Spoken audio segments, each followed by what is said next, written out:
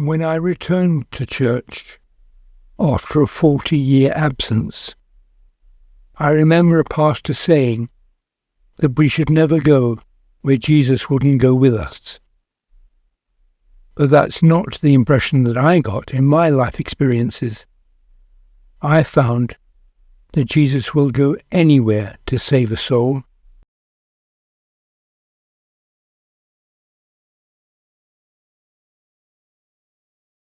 In 1997, I made a big personal sacrifice, and eventually, because of that, I was offered a job in the props and set dressing department of a musical theatre.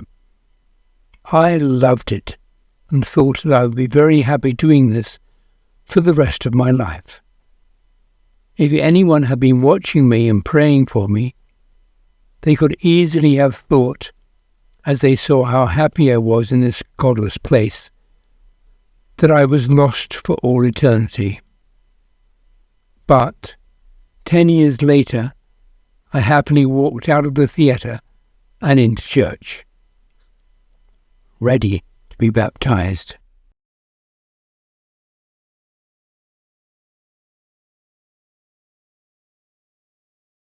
When I first realised how close Jesus was to me was during rehearsals for Jesus Christ Superstar. There was a scene where Pontius Pilate washed his hands during Jesus' trial, and the director wanted the water to turn red like blood the moment he touched it. I hid a small container of red dye behind a cluster of ornamental grapes, and Pilate knocked it into the transparent bowl, and instantly the water turned red.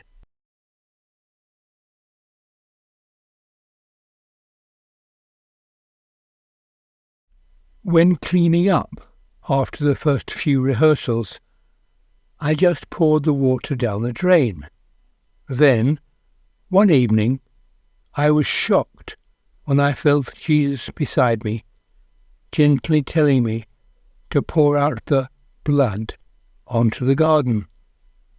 I was blissfully happy doing that for the rest of the run of the show, and every night I knew he was beside me, silently watching me as I poured out his blood onto the flowers in the garden.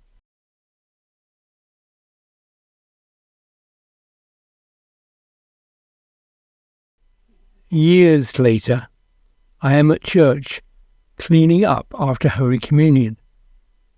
It was my first time to do that, and I wept when someone came and told me to pour out the unused grape juice onto the garden.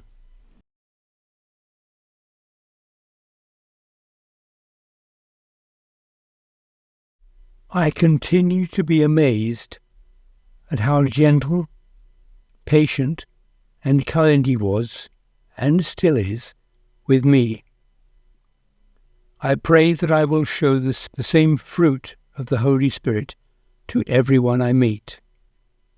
As is written in Galatians 5:22-23, the fruit of the Spirit is love, joy, peace, patience, kindness, goodness, faithfulness, gentleness, and self-control.